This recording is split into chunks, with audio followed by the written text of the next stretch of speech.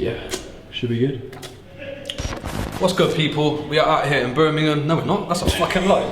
What's up, people? It's Crook here from Crook's Tattoo Studio in Bristol. We are here in Nottingham today. We're doing another podcast series with a great black and grey artist. He's made his name for himself around the UK, even America. He's travelled the world. Pop up his little Instagram there. His name's Justin Burnout. If you don't know, let's go and take a look.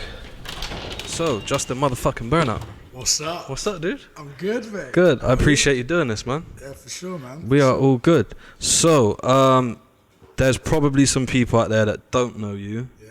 Yeah.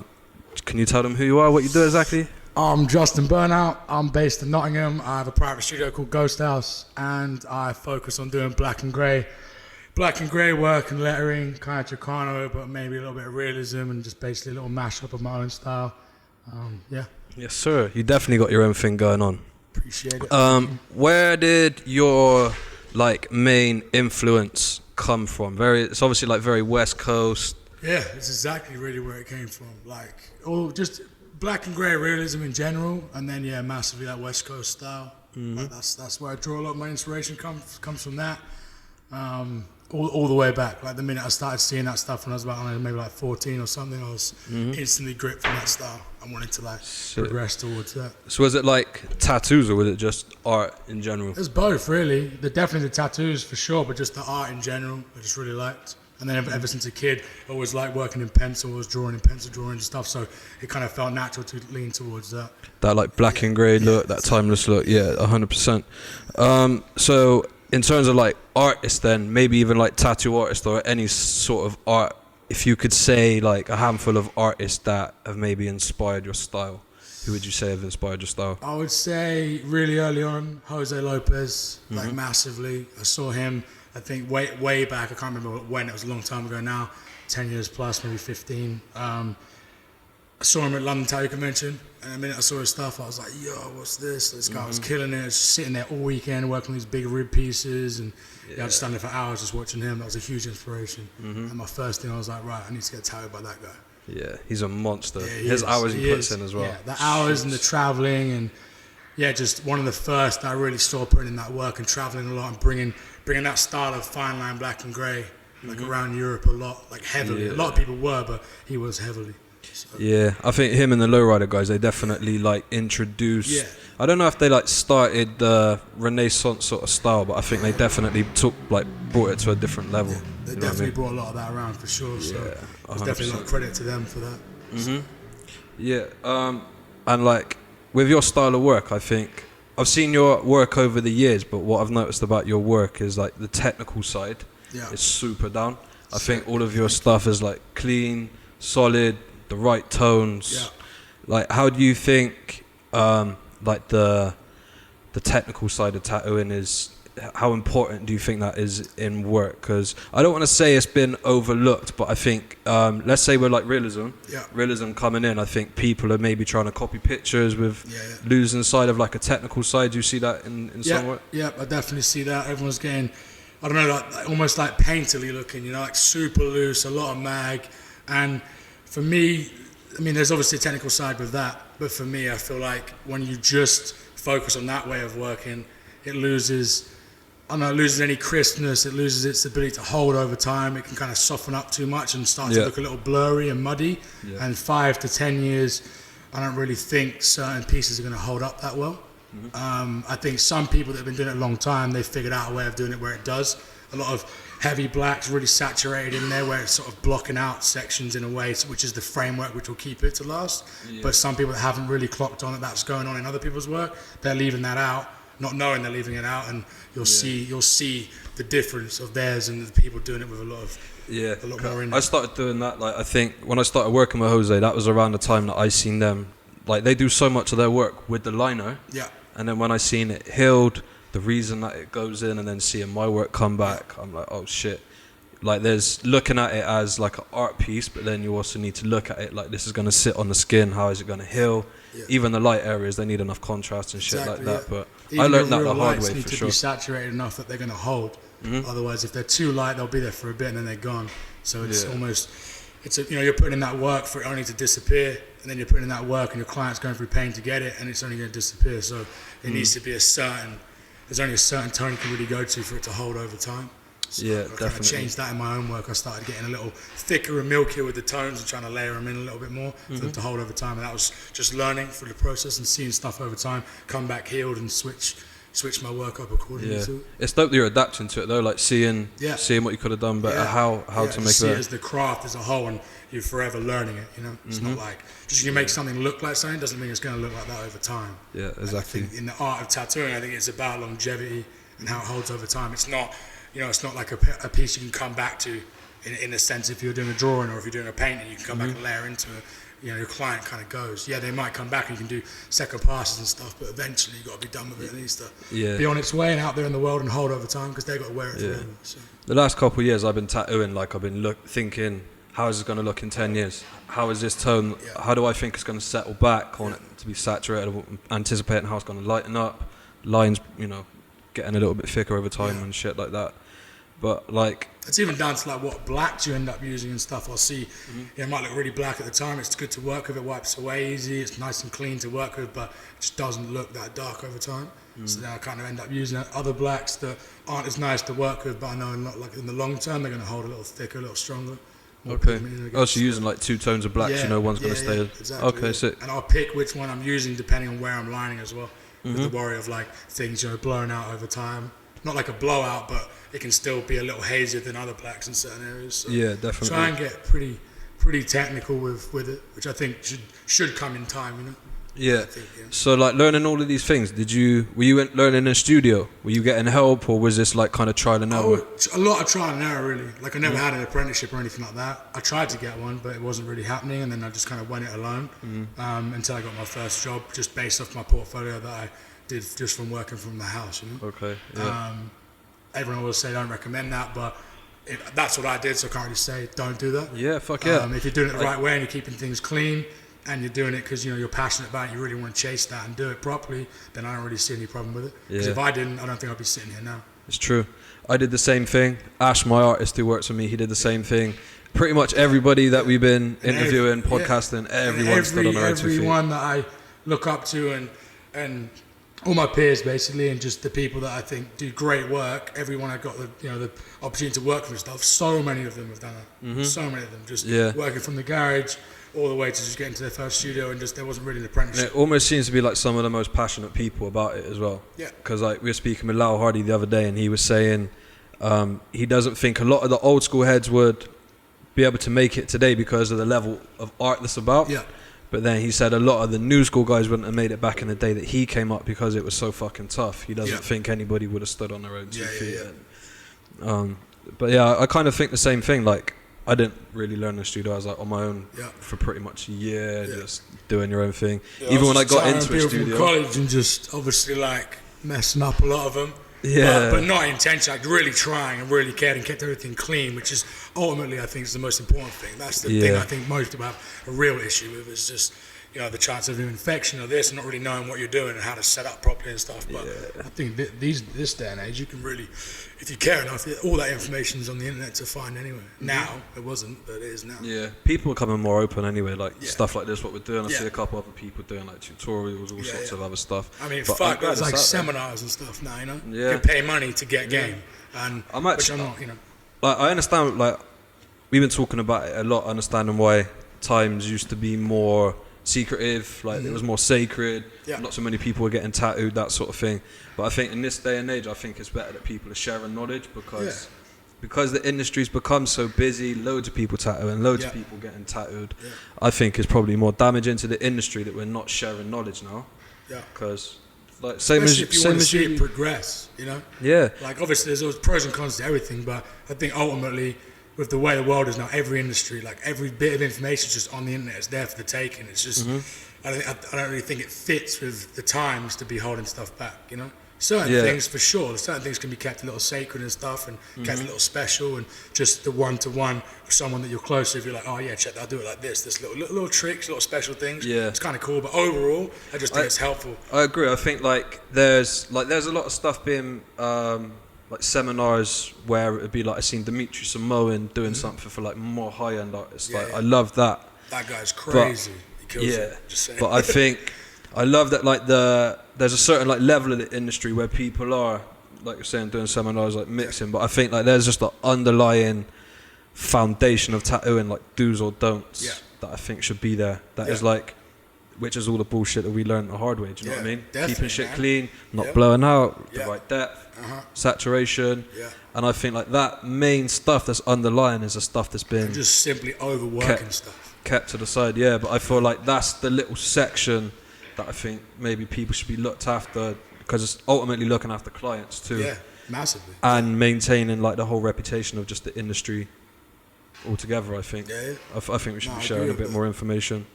There should be a bit more of that out there for sure. Yeah, so like when we're working and shit, we're listening to like podcasts and shit into the studio. We try and like stay pretty chilled out. What's like, you pretty much got a man cave going on here. Like, what's your vibe in here? Because like this seems like a pretty chill vibe to be tattooing in. I've had multiple places I've worked. Obviously, I worked in a street shop for a long time. Built up a clientele through that. Worked there for like 5.5 years. And then I had a shop in the city over in Derby for a while. So I worked in a street shop for like 5.5 years, and then me and a few friends went and opened up our own studio for a while. We had that for 5 years. It was kind of a street shop based shop, but it was almost still had a kind of private vibe to it, because it was downstairs. You'd go upstairs to get tattooed, and it was all appointment only pretty much anyway. And then now though, it brings us to this place. I've had this about 3 years now, Ghost House in Nottingham, and my daily thing is I work by myself. It's just me and my client. Friends might pop through or whatever and come say what's up. So it's not like closed off, but it's still appointment only based and just super chill. Just take my time with my work, whatever my client wants to do. Break for lunch if you want to. Just run it super late, go hard if you want, or chill. Just whatever they want to do. Do you know what I mean? I just keep it real simple, real chill, and I think that's how I get the best work out of myself, and I think I get the most done that way as well. With not working studios. On a timeline as well, innit? When you feel like, the studio's shutting at 6, I need to be done. None of that stuff, you know. Yeah, wicked. We work around each other, me and my clients, just whatever works for us, we just do that. Sick. Speaking of that, do you keep yourself in like a mind frame when you're working? Like, I feel like I got to stay in like a particular mood and stay focused, like. I feel like once I'm working, I just stay pretty focused anyway. Just because of the nature of the work, it's like you're locked in for minimum like 6 hours. Do you know what I mean? Like I ain't really going to be doing too much. Other things, like small little things, doing my little mini roses and stuff, they're a little less, like it's whatever. But the majority of the work, it's minimum is going to be like 6, probably way more like 8, 10, you know, that kind of thing. So the minute I start working, because I'm already in the mindset, it's going to be, I'm in it for a long haul. I just kind of stay in it. Other than dipping in and out. And maybe that's just from doing it for so long anyway. Kind of comes naturally, I guess. Yeah, definitely. In terms of like your working method, is there anything that you maybe would have... How long have you been tattooing, by the way? So I'm 31 now. I did my first tattoo like at the house when I was like, I think I was 15. Oh shit, okay, well over 10 years. Yeah. Okay. So maybe like 16, but shave a couple off because it's just massively trial and error in them years, I guess, until I even made any headway. I know, it's probably around 15 years, maybe. If you could tell yourself something 15 years ago, like what sort of advice would you have given yourself? Bones stencil fluid on eBay was just Dettol with red food colouring, and they sold it in tiny little bottles, and it was like £18. I would have told myself that, you don't step by that. But for real. What would I have told myself? It's going to be a lot longer to get good than you may think, especially back then and what was on offer. I'm talking like as if I've been tattooing for 30 years. I haven't, but it's still changed a lot even in my time. Fuck yeah. And I would have been like, it's a lot longer to get good, and don't think it's going to ever really end. I thought it would get to a point where you kind of figure it out. And then you're kind of like, all right, sick, I'm a professional now, I'm sailing with it. Like, no, it's still a continuous thing. I still worry about every piece just as much as, it's just not. It's getting comfortable with being uncomfortable. Yeah, basically. Is the way that I see it. And you got to change every day. You just got to try and be better to change. Maybe that was the bit I was looking for. It was the bit, you're going to get comfortable being uncomfortable. Yeah. But I thought it would be, you're comfortable now. No, you'll always be uncomfortable being uncomfortable. Yeah, 100%. I think the industry's changed, like even the last 5 years. Yeah. Even within Instagram, like Instagram come along, and then I remember some people were like, "Oh, it's just Instagram. We've had Facebook, we've had MySpace, we've had all of this shit. Yeah. It's not that serious." Blah blah. And then like It actually is serious. Like it's a big platform. Yeah, massive. It's kind of the new shop front in a way, you know. Yeah, I think there's pros and cons in it. The same with everything. Yeah. But what do you think are the pros and cons in not just Instagram, social media, internet? I think, oh man, there's so many. It's hard to, I'm going to focus on maybe a few. I mean, ultimately, I think there's more pros than cons. It's done more for tattooing and less. So what do you think like the main benefit is? Pros, I think it's made it a hell of a lot easier to see a lot more work, you know? It's almost like an online magazine it's just updated instantly every day. So the amount of inspiration that's out there and the amount of stuff you have access to see, rather than once a month, Tattoo magazine comes out, it's got, you know, maybe like max 3 articles, like, you know, focusing on 3 individual tattooers, and then the rest is convention coverage and stuff. You can only see so much in there, you know, and have access to so much, which is for clients and for artists to be inspired and just to see what everyone else is up to and stuff. Like now, you've got the whole world like literally in your pocket. Mm-hmm. So I think that's a massive pro. I think that's great. I think that's a really positive side to it. I also think the ability to reach people that are looking for your work, they don't know they're looking for it, they can come across it, and then the 2 people, the right artist and the right client, can be in contact instantly, rather than having to go to a shop, and then if they do the right thing, they'll be like, oh, this isn't quite what I do. They'll put you onto someone, and that person might put you onto another person. It's a long-winded way around getting to the right artist. And I think now a client can find the right person way quicker, which ultimately we're being kept busier with the right kind of work coming our way, as opposed to just taking this, that, and the other off the street, walking in, which is fine as well. But I think for any artist that wants to be more specific, I think it's really helpful that it's that way. With that being said, do you think it's still important to travel? Yeah, massively. Conventions, guest spots. Yeah, definitely. Because like anything, the internet can only give you so much. You know, reality is reality, and the internet's one thing. Yep. Looking at photographs or seeing things up close, experiencing it being done, seeing the amount of hours that go into it, and being there late at night still, to see the end result. If you want to see the end result, you got to stay there all night to really see it. Rather, if you want more than just a photo. So I think it's massively important to travel. And conversations, you can't have a conversation with your phone in a way. I mean, you can message back and forth, but a real conversation about what people are using in this and why, just hits differently. And all the things that they put into it, their process. Like, I think traveling and working with other artists when you give them the opportunity is hugely, hugely important. I wouldn't be doing the kind of work that I'm doing now without that. So I've been traveling for I've been best part of 10 years, I think, maybe a little bit more, but definitely 10 years traveling a lot, and I think that beats anything really. Yeah. What does like traveling, all of these things, I think tattooing as a job has like created such a good lifestyle opportunity, like saying like traveling, meeting people, all these other things that I wanted to do. Like how much of tattooing in this traveling, how much of that is like ingrained in your lifestyle as like you as a person? Like do you think tattooing is like a lifestyle? All of it. It's probably it's kind of made me who I am, I guess. That's literally all. That's all I do. Everything I do is like centered around it, submerged in it 24/7. So it's really shaped everything. Yeah. Without being cliche, I owe tattooing a lot. Yeah, like, true. For real, nah, for real. I feel the same way. I really do. I feel the same way. And like to be completely honest, I feel like the cons of social media, Instagram, Pinterest, all of this stuff. I think a lot of stuff because it's available a lot easier. I think like people will see the industry as more easily approachable. Like you can break into it easier. There's like a lot more shops and stuff like that. A lot more different style shops as well. Yeah. You know what I mean? Like not just, I don't know how what I've said is almost like a generic tattoo shop. Back when I was looking to get an apprenticeship into a shop, there's still variants a little bit, but ultimately they all had a similar, they were intimidating places to kind of go into, you know? And now there's so many different style shops, different ways they're run, different vibe, different kind of work, different thing they kind of promote and put out there, different way they market themselves a little bit, all of that's different, which I think fits for a lot of different types of people, as opposed to just one. Sort of, you got to go in, and if you ain't really about that, then you ain't getting it. There's other places, little softer places to go. Maybe I don't know how to phrase it, but I was gonna say, I feel like a lot of people don't treat tattooing so much as a lifestyle, more as like just a hobby or a job or like a career or something. Like I feel the same way as you. I travel for tattooing. everything I do is based around tattooing. Like my mates are tattoo artists. Like, do you know what I mean? Yeah. It's all based around even tattooing. you're of this stuff right now. Yeah, like this is interview tattooers. literally like I like videos. I like music. I do all this shit. It's always just around tattooing. Yeah. Like-minded people. Yeah, man. All of that shit. Creatives.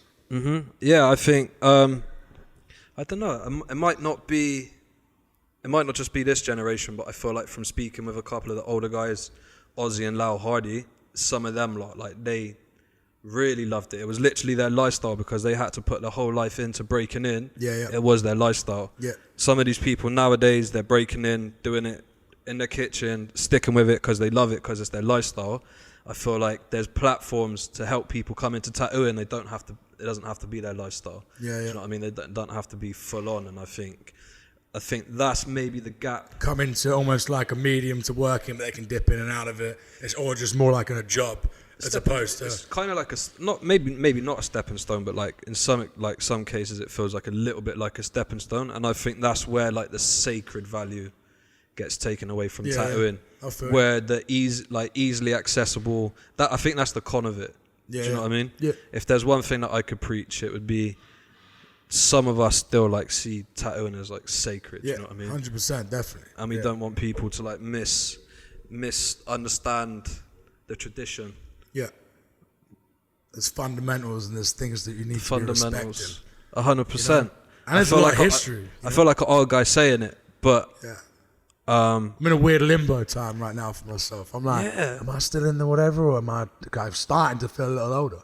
That's how I feel. But then I panic. I'm like, I'm not staying in time for 30 years. I'm not one of the OGs. I'm not saying that. Yeah, but I'm definitely not young with it now. I think so I don't know where to place that, but I still have all them values in me, you know? And they are getting a little lost. I think we're in a really weird pocket where we're not the old school guys, we're not the new school guys. But I remember when I'm like pre-internet. Well, not pre-internet, but I'm like before it was all accessible. Definitely pre-Instagram. Yeah, pre-Instagram for sure. 100%. I remember someone pestering me to get it. I was like, whatever. I don't want another fucking app. Like whatever. Like, I think I had an older phone at the time. Whatever. I'm just like, no, whatever. Like And then everyone's like, you need to get it. And then obviously I was like, okay, you're right. I give in. I really should get this. Yeah, no, I haven't checked Instagram for a day. I'm like, I wonder what's happening. Yeah, wake up and I'm like, cool. I feel like shit. That's amazing. But yeah, literally. Yeah.